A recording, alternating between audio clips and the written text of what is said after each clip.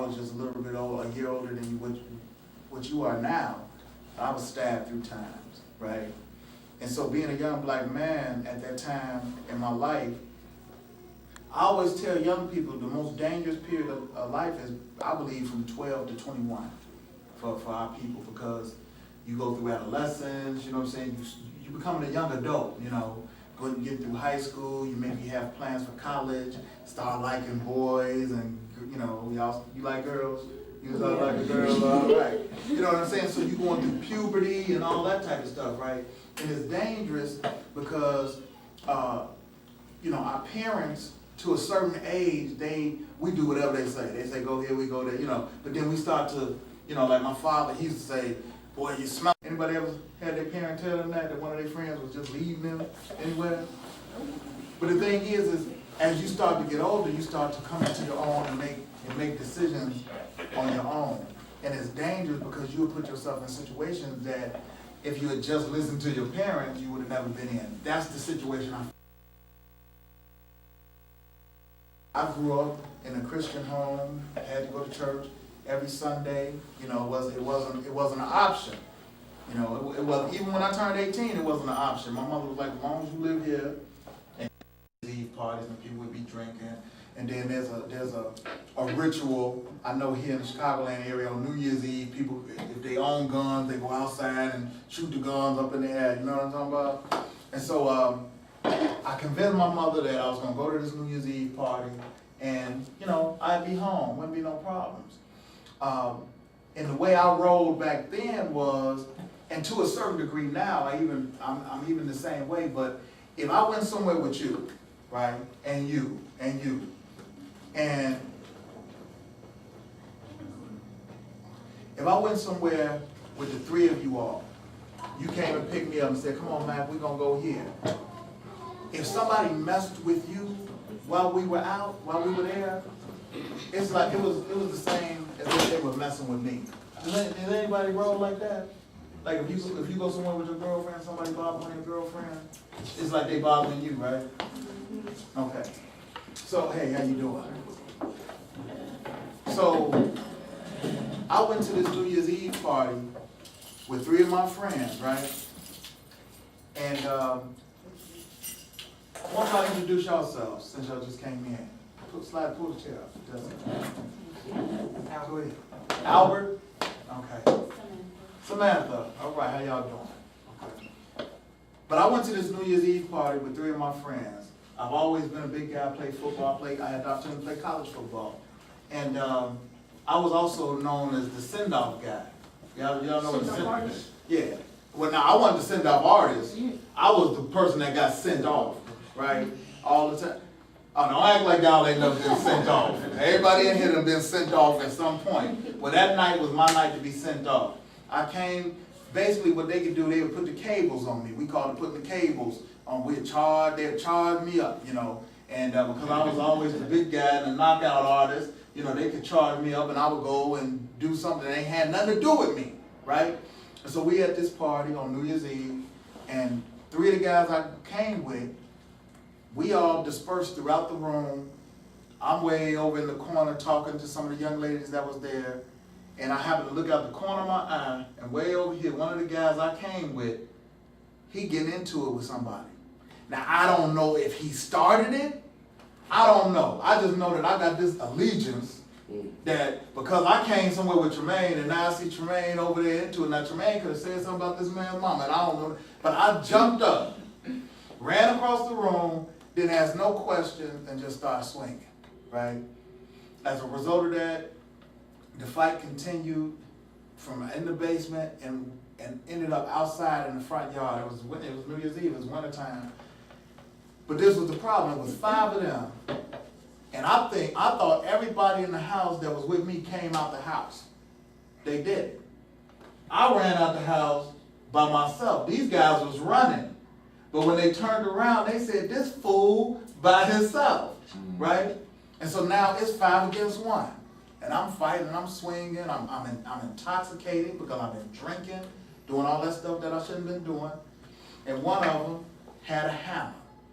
And he pulled out the hammer out of a duffel. He was carrying around a hammer. And, you know, you got some crazy folks out here. He carried around a hammer in a duffel bag. Pulled out the hammer and hit me 3 times in the head. I got the scar right here, and then there's an area in the back of my head where hair don't grow to this day. Immediately had to be rushed to the emergency room. Now the thing that the doctor said that helped to save me was the fact that I was intoxicated. Because had I just been sober like I am now, and somebody just walked up and hit me in the head 3 times with a hammer, I probably would have went into shock, you know what I'm saying, and died. The other thing the doctor said was that when I got hit right here, had it been an inch lower, I would have lost this eye. Had it been an inch this way, it would have hit me in the temple, and I probably would have died, you know what I'm saying, or had brain. Some people still think I got brain damage. You know what I mean? But I was blessed through that situation. Now, what do you think I probably want to do to the gentleman that did that to me? Kill him, right? I'm 19 years old. You done hit me in my face, of all places. You done hit me in my face, because at that age, we really into our image and our appearance and things like that. I'm embarrassed.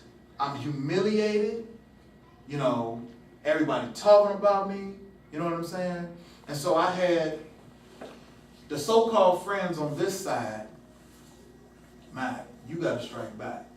You know, we can go get a gun. We know where they live.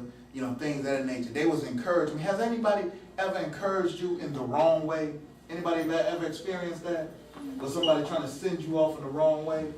Well, I had guys on this side of me saying, hey, strike back. And for me to strike back, I would have had to kill somebody, because for what they did to me, I had two black eyes for 3 months. I mean, you know, they used to call, I don't know what they call it now, but we used to call it pumpkin head deluxe. PhD. Yeah, PhD. Somebody give you a PhD, right? I had a pumpkin head deluxe. I mean, I already got a big head, so just imagine how swole my face was, right?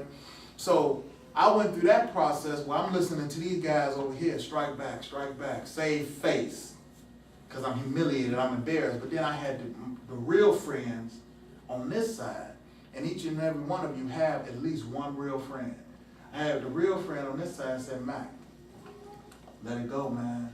Let it go. You keep fooling with that, you're going to either end up dead or you're going to end up in prison, right? And so for me, going through that experience, I always tell people, young people, that it was actually a blessing. My mother, to the day she died, would tell me, son, that's one of the best things that happened to you, because she believed that God has a way of getting your attention. Okay, and you can run and you can do all the foolishness and all that type of stuff, but God, He will use, the word say, He used the foolish things of the world to confound the wise. And so that situation was a turning point for me, where it was like as Oprah, somebody would say, it was a light bulb moment for me, because I had to make a decision. Do I strike back, kill this man, spend the rest of my life in prison, right? So now it's 2 lives lost. Or do I forgive and let it go? Let me give you a definition for forgiveness, because people think forgiveness is about forgetting what has happened to you. You know, we all got some stuff that right now, I can just tell, everybody in this room is holding on to something, some pain, some hurt. Somebody did us wrong, somebody did something when I was 10, when I was 5, yesterday, this morning, they made me come here. I ain't gonna never forgive Mom for making me come here this morning. But the thing is, let me give you a definition for forgiveness. Forgiveness is not forgetting. I think you should always remember, actually, the gift of reflection and the ability to remember and have a memory is really a gift from God. You know what I'm saying? Because, and I learned that through losing my mother 3 years ago. When I was 35 years old, my mother passed away. She had a stroke and died. You know what I'm saying? But the gift that I thank God for is the ability to reflect on the times that we had, different milestones in my life. When I graduated high school, she was there. When I graduated college, when I got my master's degree, you know, things of that nature. So remembering is a good thing. So when it comes to forgiveness, we don't want anybody to forget what it is that has happened to them in their life. But the definition that I want you all to remember is that forgiveness is remembering without anger. See, a lot of times we'll remember something have you ever had anything bad happen to you? And so sometimes we'll recall these times in our life. How about you? You ever had anything bad happen to you? So we'll recall these things in our life, and it'll bring up all type of emotions, right, that are not necessarily good emotions. You know what I'm saying? And the day may have started off great, and then we remember that. For whatever reason, we recall that particular memory, and now our day is all messed up. Anybody ever have a day like that? Where you looked out the window that morning, it was sunny and everything, you got that text message you was looking for, that morning, and then something, you recall a memory for whatever reason, and now you walking around with your bottom lip poked out, right? So what I do is I go around and I try to tell people about the gift. I believe forgiveness is a gift because it allows you to not be controlled by things that are external. Anybody understand what I mean by that? What do I mean when I say allows you to not be affected by things that are external?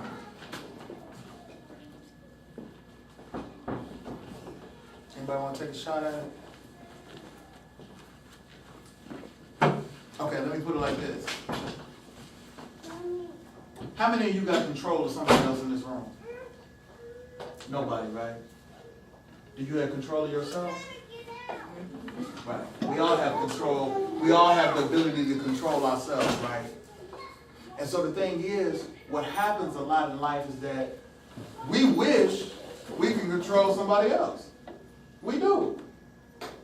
We wish we could control, if we dating, y'all too young to date, y'all too young to date. But we wish we could control, you say you not, we wish we can control our teachers, our sisters, why she do that, why she, you wish you could control your sister, don't you?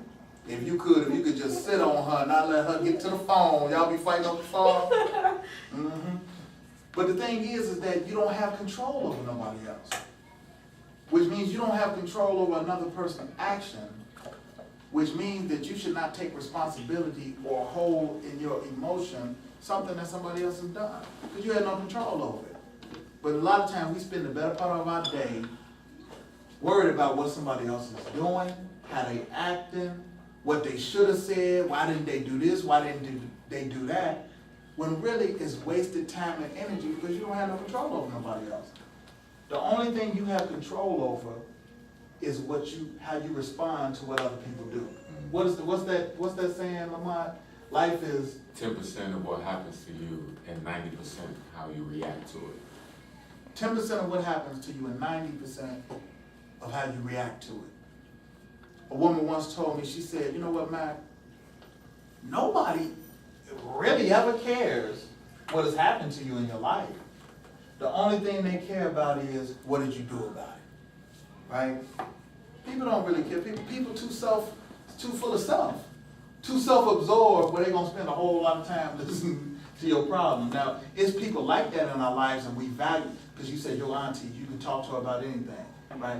But you was able to identify your auntie because you know it's a lot of other people that don't care what you're talking about, right? She's like, yeah, don't use me as an example.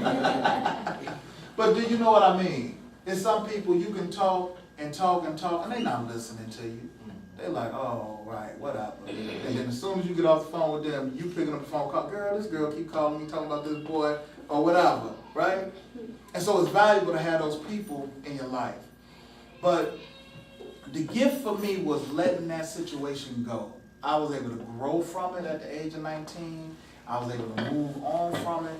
It was a humbling experience, meaning it was a life-defining moment for me. It was a period in my life where I said, you know what, I could have died. Because we all know people who have made choices or decisions or been in a situation, like for instance, y'all heard about the Air France plane that disappeared a couple weeks ago. It was on the news. 228 passengers. It went off the radar. It just disappeared. Now, like 2 weeks later, they finding bodies, right, of this plane that crashed into the ocean. It was a woman that was supposed to be on that plane, right? It was on the news yesterday. It's just really interesting. It was a woman that was supposed to be on that plane. So obviously, when the plane crashed, she had missed the flight. Obviously, she felt a sense